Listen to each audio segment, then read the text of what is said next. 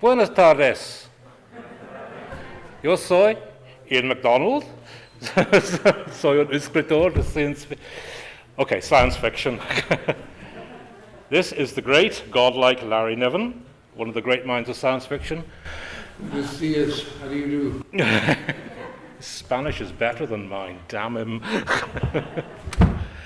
We've been ordered to start because if we wait for everybody, they'll miss the whole thing. So, what are we here to discuss, Larry? The science in science fiction was our assigned topic. Yeah. Our stories would generally speak for themselves, I think. But the science is fun stuff. I do my research by listening to my friends who use the internet to tell me of whatever's going on that is of interest. Today there's a gigantic comet approaching Jupiter orbit.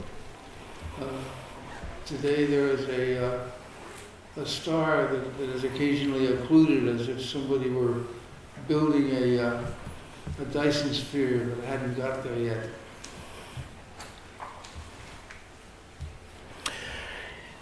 You see, we differ in many ways. See, I'm a small science guy.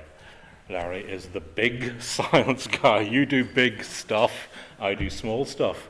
But it's still about how science informs what you write. It's about taking the big stuff like that and saying, well, how can I tell a story out of that? How can I make that about people and their lives?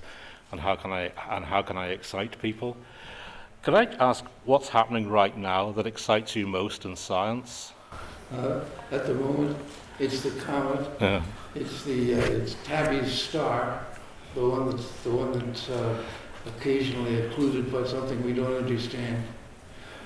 It's a black hole swallowing a neutron star, a long, comfortably long way from here. Yeah, I read a book recently, I'm sure it's been translated into Spanish by a guy called Merlin Sheldrake. Yes, that's his real name, about fungi. I can't remember the title of it. And it's one of those science books that I went, I never, ever knew that about the world. That we have animals, plants, bacteria, and then there are fungi. And they're a totally different form of life to anything we know about. It's one of those books that at every page, you kind of open the page and go, wow, I did not know that on it. I've no idea how to turn it into a story, but it just changed the way I look at the world, which for me is what science does. It turns you around and say, here's stuff you thought you knew. It's actually much stranger and much more interesting than what you thought you knew. Piers Anthony wrote a wonderful novel about starring fungi. What do you call it? Do you remember? Yeah, I can see the cover. Sorry. It wasn't Chthon, was it? No. Chthon was a different approach. Piers Anthony was good enough that I wrote him a fan letter way back when, 50 years ago. Even though he had thought that I had bought my way into Dangerous Visions by Harlan Ellison. The story Microscope was good enough.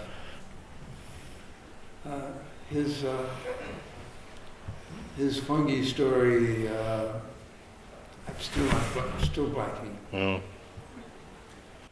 It's not something vor, is it? Mm-hmm. Something vor? No. I used to read quite a lot of Piers Anthony back in the day.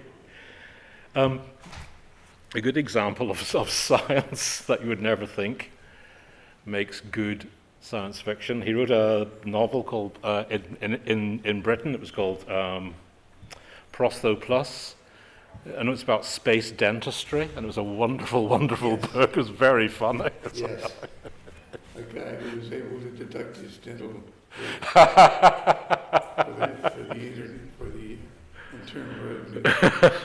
It's research then. Yes. What is actually, you've given me an idea. What is the strangest thing you've ever written off for research for a book?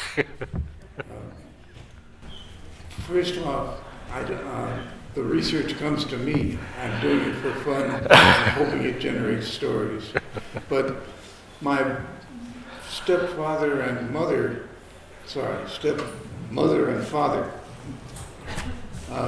took me to a series of lectures at UCLA on anthropology.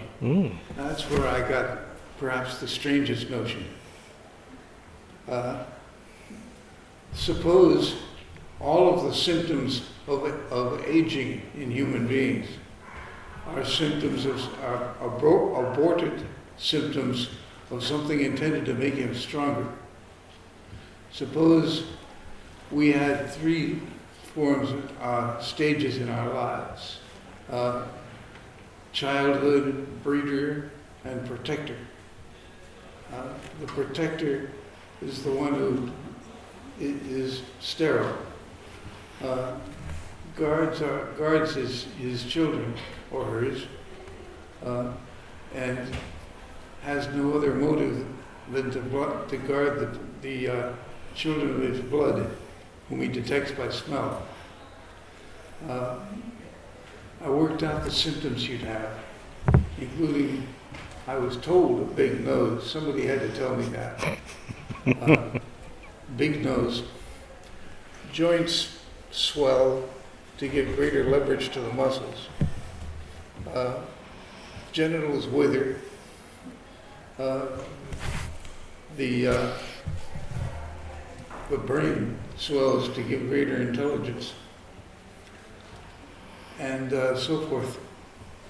Protector was one of my best ideas. It's great. It was a great book, that, actually. I remember reading it and going, that kind of makes sense. Everything I write kind of makes sense if you close one eye. That is the point, actually, in that we are science fiction writers. We're not scientists. So the science kind of has to work just about well enough to be convincing. Because I'm sure Larry will agree with this, there's always somebody out there will say, well, no, that doesn't actually work that way, or your physics are wrong here, or the biology doesn't work that way. Or Mercury's spin isn't quite what we thought it was. I knew 55 years ago that I was going to get caught in mistakes. I was just going to have to live with it. Yeah.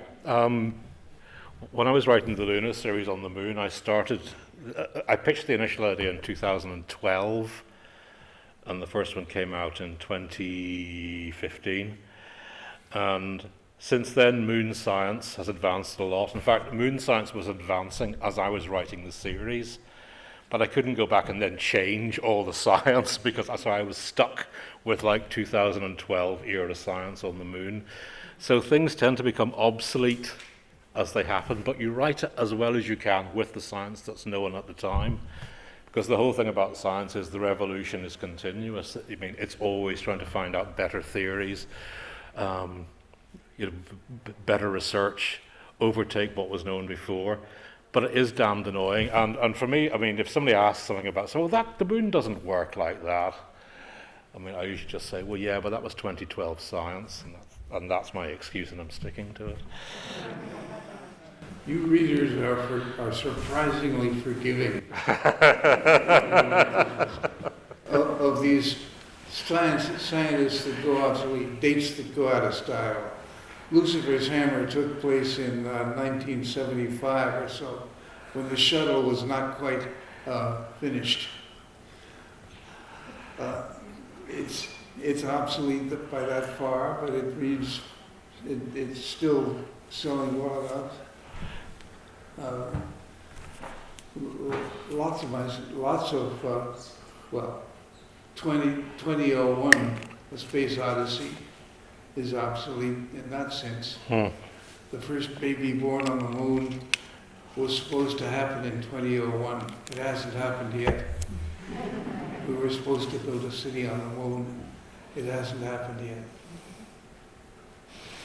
Yep.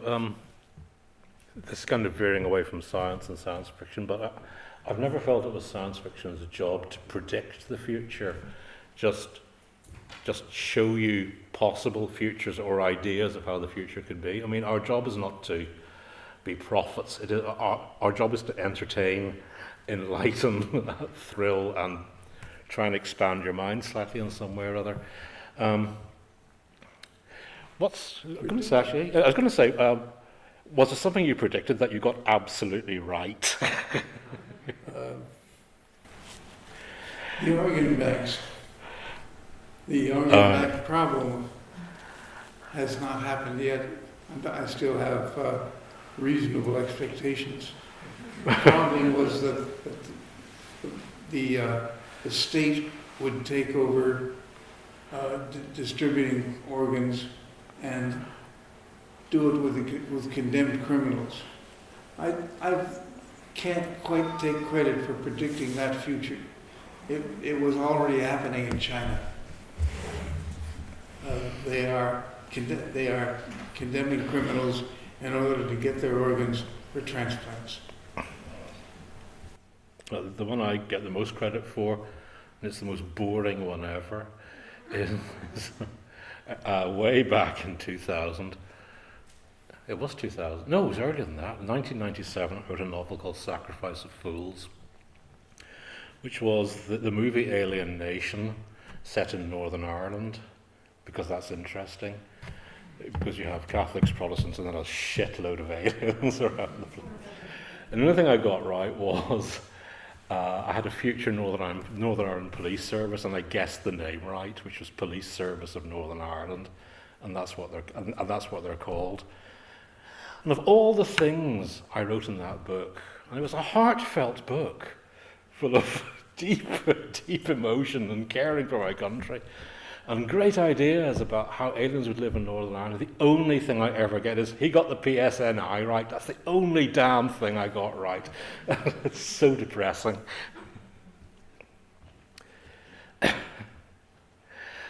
Ian, I think I could understand you better if the mask were off.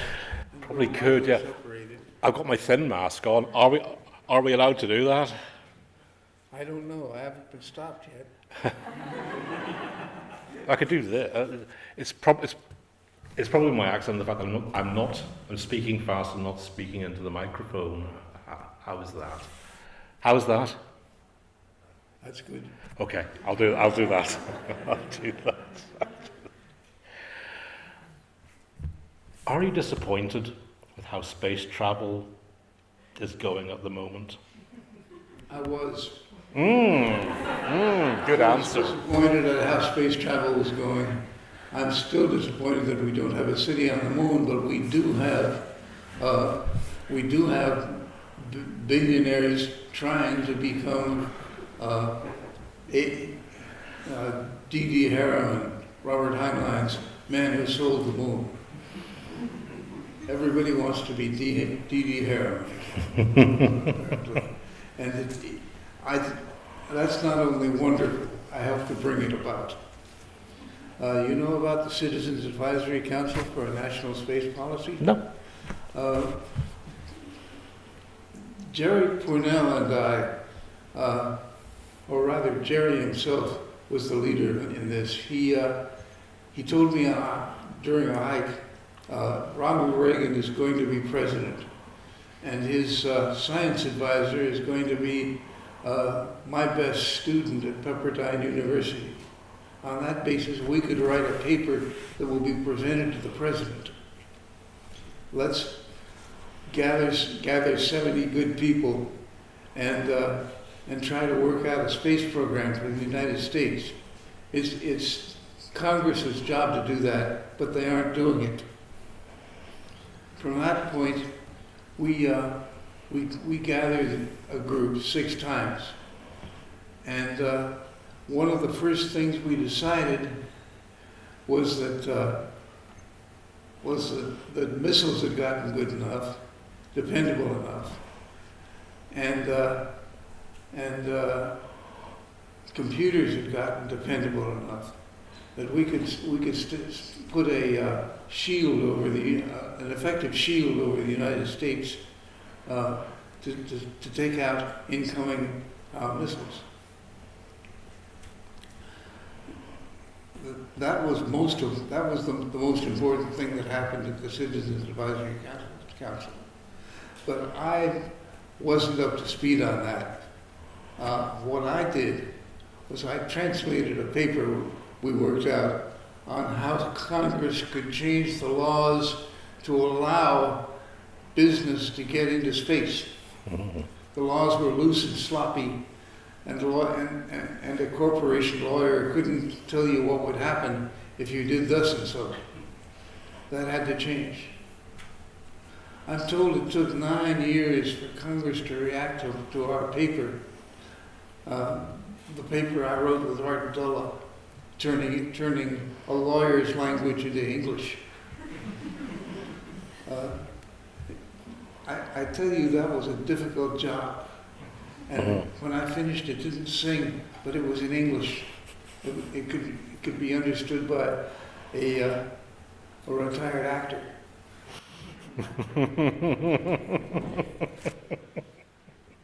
It took about 9 years, but they did it. They changed the laws to fit what we wanted.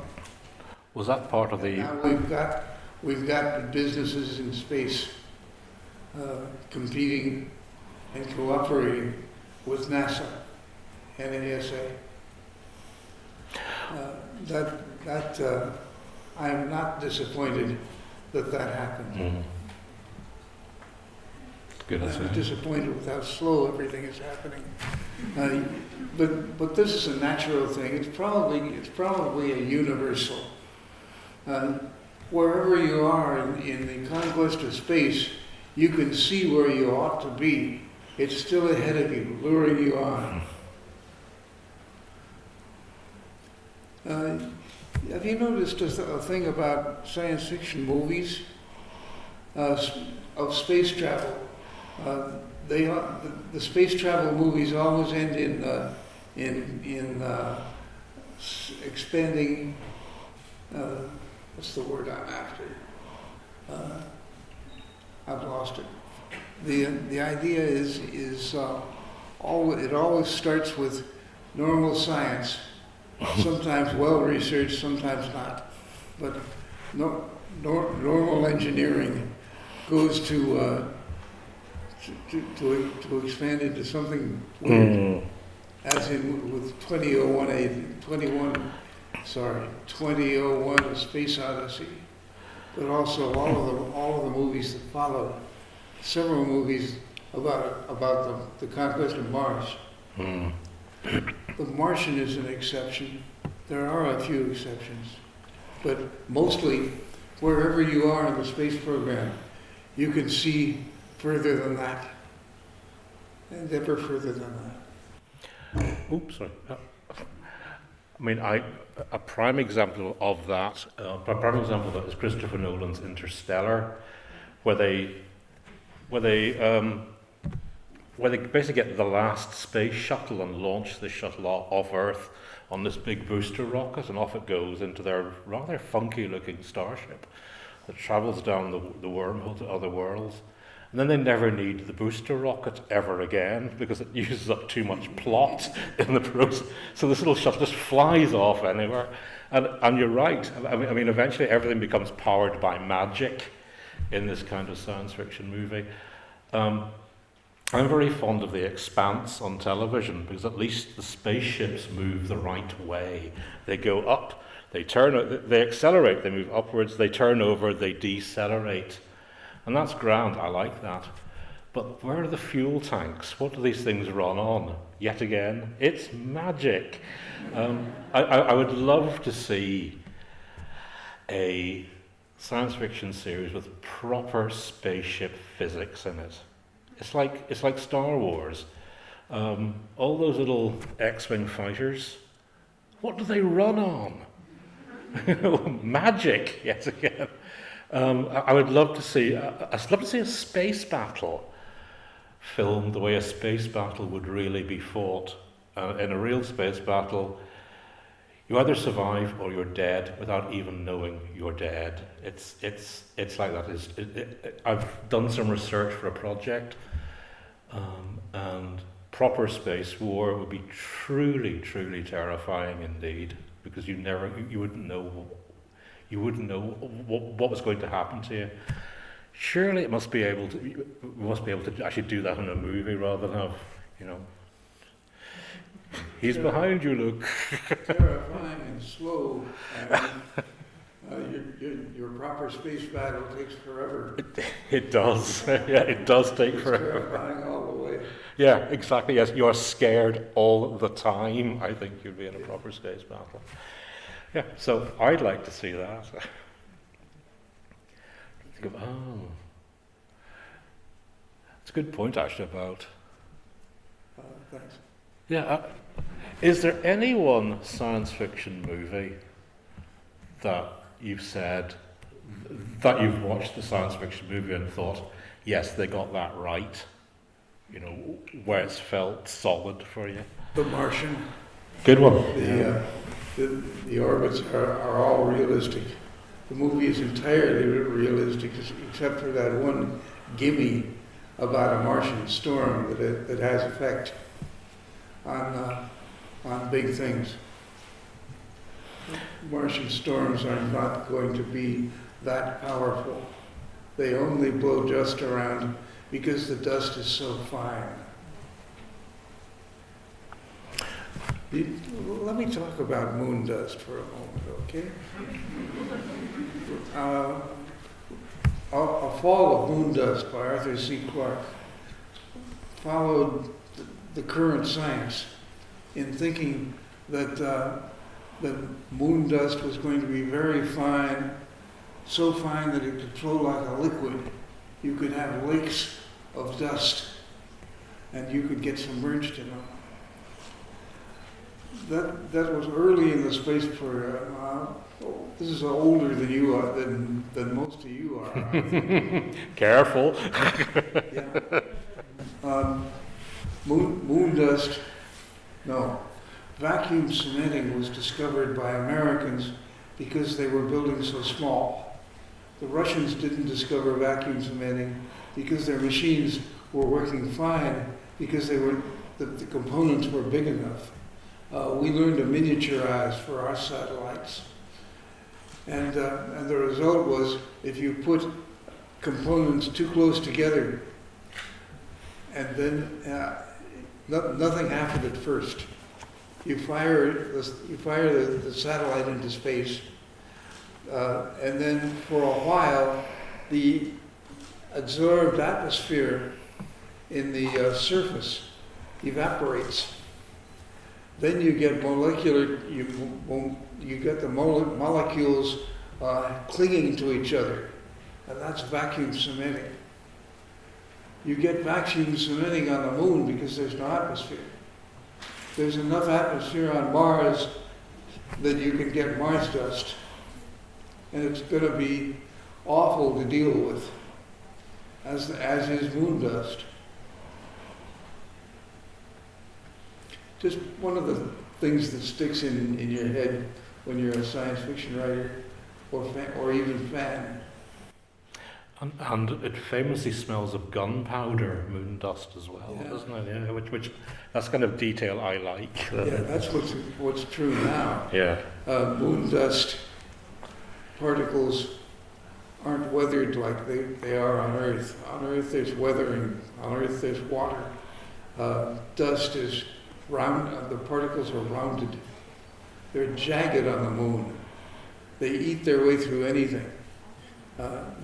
There was a smell of spent gunpowder described by various of the astronauts to anything brought in from the moon.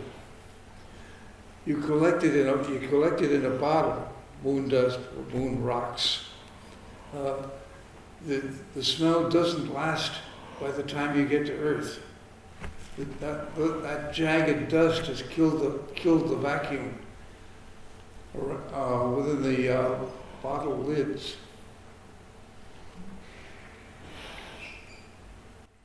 Yeah. Darn, I was going to say something about moon dust, but I've forgotten what it was now. That was so comprehensive. There is, this says an awful lot about my mind, because I actually use this as the basis of a novella. But there is a website that lists all the things that humans have left on the moon, which is quite surprising. There's the obvious technological stuff. There are also 3 bags of astronaut shit have been left behind. Actually, more than 3 bags of astronaut shit. The 3 bags of astronaut shit I read about were the ones at the original moon landing place. So we are an inherently messy species that. That astronaut shit is going to be shrines. Yeah, and what happens is it's in plastic bags, and the plastic photo degrades quite quickly on the moon because it's exposed to very high levels of radiation. My big discovery when I was writing the Luna books, is everyone thinks moon domes on the moon and all that. No, go underground, get as far underground as you can, because cosmic radiation throws out nasty secondary radiation when it passes through the basically shattered rock, which kind of underlies the regolith on the moon. So get as low as you can. Doing my science fiction writer's job, I thought that's an interesting idea. So in the big underground cities on the moon in Luna, they have an inverted class system. So the richer you are, the lower you live because you're further away from the radiation. The poorer you are, the higher you live when you're closer to the radiation. And it's little things like that. For me, it's like a simple fact of something as simple as that about how far radiation penetrates sets a whole aspect of a lunar society, just like that, from fairly simple physics. And that's what I enjoy. It's how it sets constraints on what you can write. And once you've got constraints, that's interesting to explore the limits of them and what they actually do to people and how people live together. Excellent point. The barriers are what make writing possible. Mm. You look for the walls, and then maybe you exceed them, or maybe you work with them. Yeah, absolutely. You're right. It is what makes writing fun. It's like a game of squash. You bounce the ball off the walls all the time and see where it ends up. Yeah. I look for the exceptions to the rules. Did you know that snakes can fly? No. Tree snakes. They don't fly as if they had wings. They fly as if they are wings. The body flattens out when a tree snake hurls itself at your head. The flattens out so that the silhouette of the body looks like this, Bernoulli, but a little rounded. Then they fly sideways, and they can guide themselves to their target. Well, now I know what my nightmare is going to be tonight. after that, I suspect. And that's the kind of thing. That's the kind of thing that a writer reads and notes, and you may never use it. But then again, years from now, you may remember that and say, tree snakes that fly, and you may use that for something. Nothing is ever wasted if you're a writer. Everything goes in there. You may not use it today, but at some point you may or may not. It may only be a writer's thoughts somewhere in the story. Yeah. Right. Well. Shall we take some questions? Good plan. Yeah. Oh, you're looking scared now. He said, shall we take some questions? You will have to stand up and shout, otherwise we won't be able to hear you, unless we have a microphone in the room. No. Sorry. Anyone got a question? Stick your hand up. It'll be this or me juggling. That plan didn't work. It did not. Well, Larry, what do you think about it? Well, Do we have any scientists?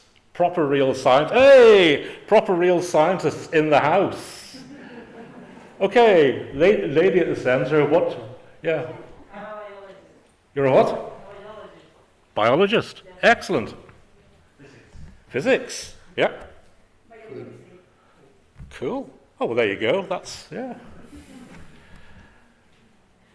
Yeah. So when you research from a novel, you only research from some science or all the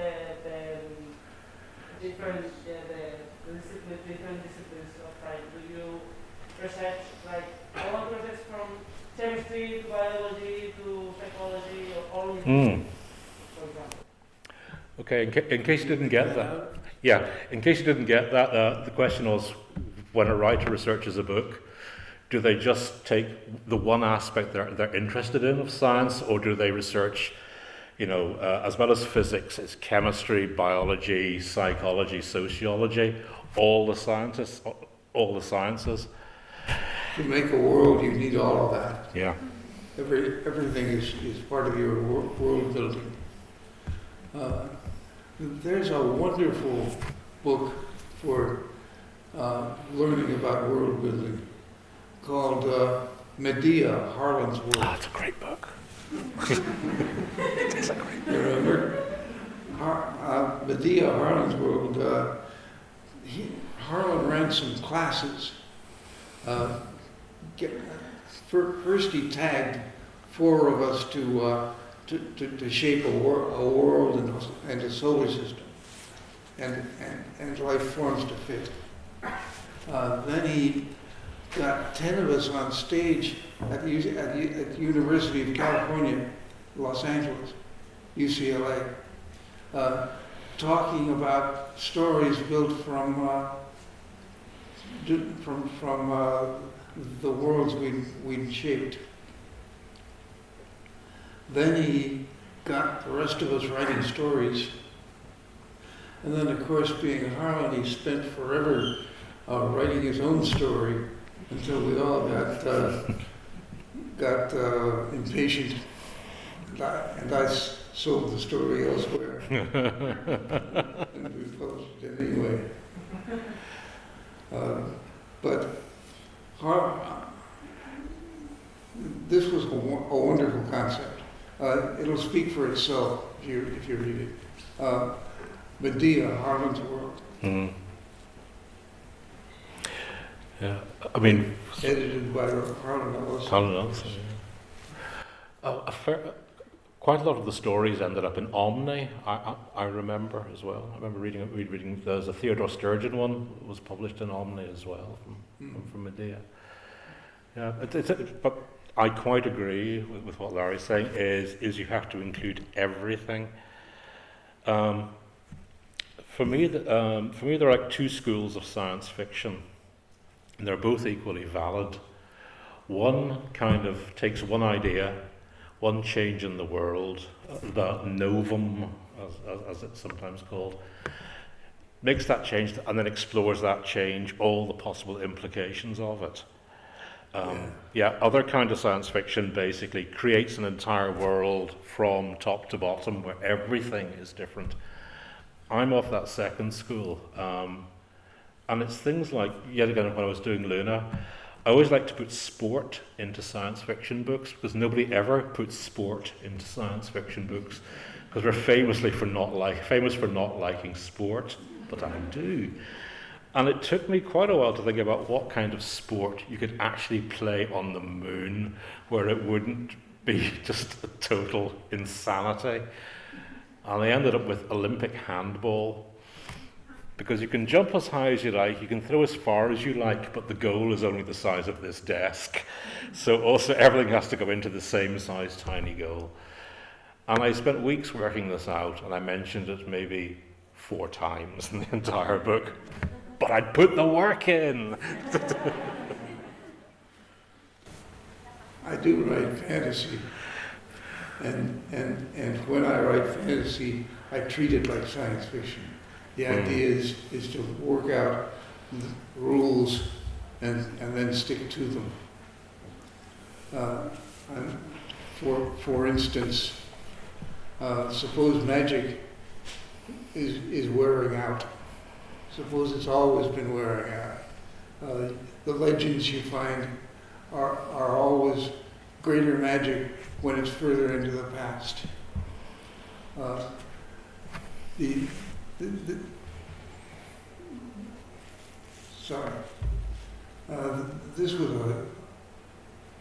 This was a great idea, and sorry, I'm stuck.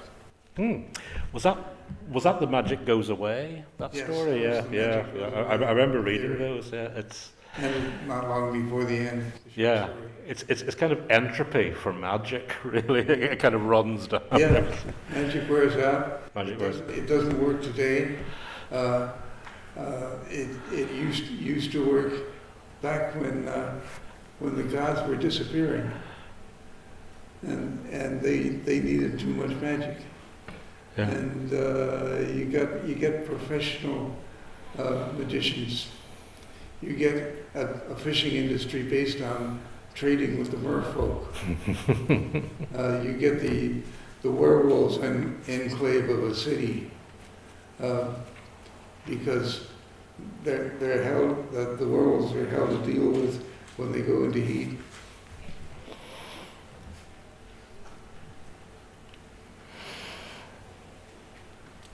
Again, I'm stuck, and I was gonna say, I'm trying to change the subject. did you write?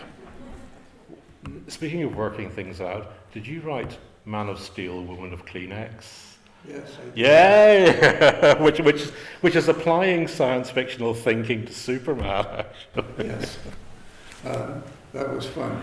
It's been fun ever since. I've read that aloud too often to audiences that I can't do it anymore. I did give away Man of Steel, Woman of Kleenex, so that the internet can publish it without fear and without paying me. Every so often you have to give something away. But that's a real example of science fictional thinking about a concept from another genre, which is, what would Superman's sex life really be with? really be like? And trust me, you don't want to be Lois Lane on that. This is the ultimate bad date. Yeah. You get the most fun out of fantasy when you treat it as science fiction. Absolutely. Rainbow Mars, for instance, used all of the aliens from old Mars stories. Bradbury, everybody but Heinlein. Heinlein's Martians were too powerful for me. Were those I didn't dare use them. Were those the ones in? Oh God, what's the one that was the prisoner of Zenda in space? Double Star, or the Yes. one? Yeah. Yes, Double Star, but also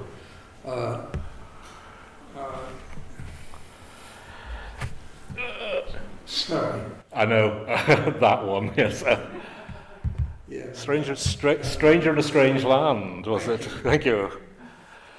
We are getting the nod from the man with the clock in the front row. So I think we are out of time, alas.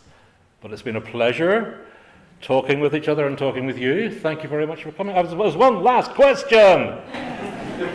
My question is, I feel like the two big themes of the science fiction are space and artificial intelligence. I don't know if you agree with it. If you don't, there's no answer to my question. How long do you need on this? My ears are 83 years old. Okay, the big themes of science fiction. No, we're being killed off. The big themes of science fiction are space and artificial intelligence. Yes. Next question. While you were wondering, the hardest person to write about in science fiction or any fiction is the character more intelligent than the author. You can get away with it because you can spend months thinking about a problem, and your character can solve it in seconds. But if he gets it wrong, your story goes to hell. I'm afraid that's all we have time for. We are out of time. Thank you very much indeed. It's been a pleasure.